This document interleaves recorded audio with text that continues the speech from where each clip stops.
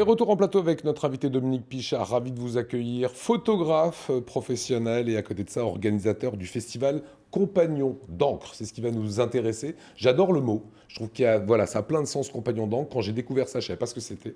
Et c'est vous qui êtes à l'organisation et ça se passera avec Emmaüs Chervillers. C'est quoi Compagnon d'encre? Alors, Compagnon d'encre, c'est un festival autour du tatouage. D'où l'encre. D'où l'encre.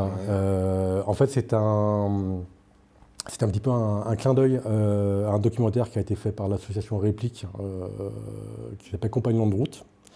Et donc, donner une continuité Compagnon d'encre, c'était finalement ce qui paraissait le plus cohérent. Dans l'idée, c'était d'avoir un festival autour du tatouage. L'idée venait d'une demande des compagnons et du directeur d'Emmaüs Chervillers, Axel Nabli, de faire venir le tatouage, puisque c'était une demande des compagnons qui avaient des pièces qu'ils souhaitaient faire recouvrir, ou bien d'avoir même de nouveaux tatouages. Quand on dit des pièces, pardon, c'est des... Oui, des tatouages. Ouais, c'est ça, des tatouages. Qui racontent aussi des morceaux de vie, des moments forts. Alors on va y revenir, Oui. parce que Compagnon d'encre, on a regardé la bande-annonce, on va vous la proposer, c'est super rock, c'est très très bien produit, regardez.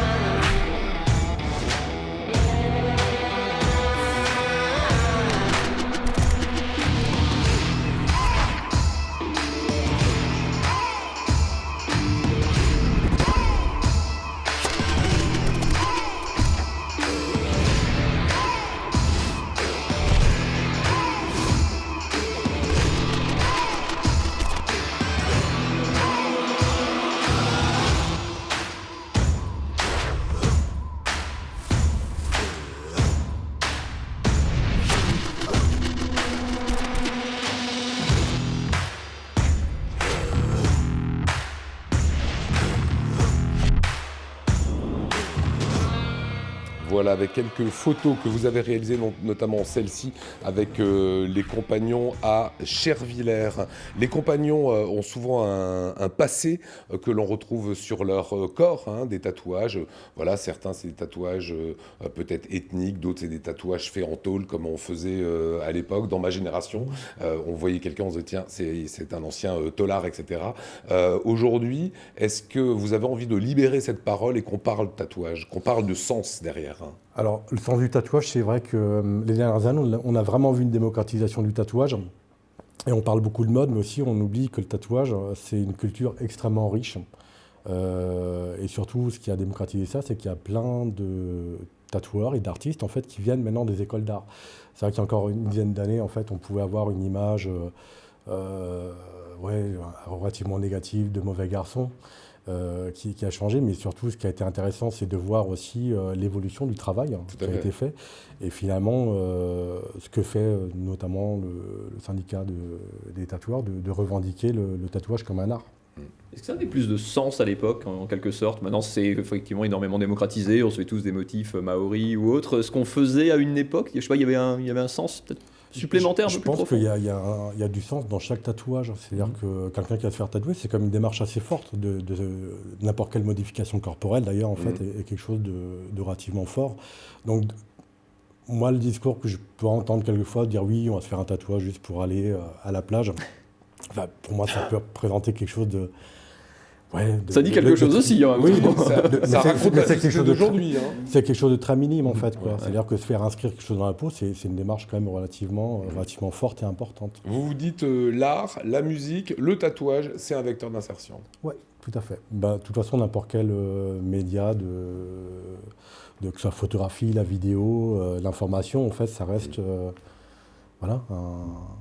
c'est un peu le même univers aussi, enfin proposer ça sur le même festival, ça a du sens, c'était logique pour vous, ça coulait de sens? Ouais, c'était ça, c'était que moi par exemple j'ai découvert le tatouage par la musique, mais il faut savoir que chez les tatoueurs, en fait, il y a plein de gens qui ont plusieurs cordes à leur arc, qui sont musiciens, illustrateurs, peintres, et qui excellent en fait dans leur domaine, et c'était aussi de montrer ça. C'est vrai que maintenant on le voit un petit peu plus, mais moi quand j'ai commencé à documenter ça il y a une douzaine d'années, on montrait pas ça. Et c'est quand j'ai découvert aussi toute la richesse qu'il y avait derrière, c'était de dire de pouvoir un petit peu le visibiliser, quoi. Alors c'est un étonnant festival au programme évidemment des tatoueurs, renommé, on en a parlé, des concerts, un show burlesque, des conférences, vous avez bossé, exposition de photos, de mobylettes de collection, de défilés vintage. L'entrée est libre, mais à chaque fois qu'on va dépenser 5 €, on va avoir un bon de Tobola et on peut gagner une mobylette vintage. Ouais, Moi j'adore le concept. C'est-à-dire que le principe déjà d'Emmaüs, quand on pense à Emmaüs, on pense à la solidarité, donc c'était important d'avoir un événement qui était libre d'accès. Et que justement, en fait, on puisse aussi choisir de faire du don suivant ses moyens. Donc l'idée de la tombola, c'était quelque chose de plutôt intéressant, puisque dès le début, depuis janvier, en fait, tous les plus beaux objets sur les sites thématiques que vous avez cités ont été conservés pour être sortis pour la tombola et la vente aux enchères. Donc finalement, à chaque fois que vous dépensez 5 € sur site, vous aurez droit à un billet de tombola et vous aurez donc ce tirage. La mobilette vintage, moi, elle me plaît bien. Il y a des beaux objets, il y a des œuvres, les ventes aux enchères, il y a des œuvres d'artistes, c'est-à-dire que les tatoueurs et les artistes du festival en fait, ont pris des objets d'Emmaüs qu'ils ont customisés et qu'ils ont transformés. Donc là, on est en train de les installer et ça vaut le coup d'œil. Ouais. Qu'est-ce qu'on fait de tout cet argent du coup? C'est pour l'antenne de Chervillers d'Emmaüs ou à quel projet ça va servir? Alors cet argent il va être exclusivement dédié en fait à la rénovation de la gare de Chervillers qui a été rachetée récemment et qui va devenir un chantier d'insertion Etiloc qui va permettre de salarier 2 à 3 compagnons. Bon, après, c'est quand même des travaux assez conséquents, mais en fait, dans son location, vous pourrez louer pour le jardinage, des gobelets, des moutons pour tondre le gazon. Ah, c'est bien. Donc, ça vous intéresse, Thomas Pour la maison du Louvre. C'est ça qui est aussi intéressant, c'est qu'Emmaüs a toujours eu vraiment une démarche innovante en fait, en termes de recyclage. Et c'est ce qu'on fait aussi sur ce festival, c'est-à-dire qu'on utilise beaucoup de choses pour créer le festival, en fait, pour limiter les coûts. C'est-à-dire que là, en termes de ressources humaines, donc je parle des compagnons et des artistes qui sont là, plus le matériel qui est à disposition, enfin, ça permet de faire des grandes choses en fait, sans y mettre des milliers d'euros. Voilà, mais avec beaucoup de cœur. C'est le festival Compagnon d'encre. C'est ce week-end, c'est samedi et dimanche à Chervillers. Merci beaucoup Dominique Pichard. Merci à vous. D'être sur le plateau.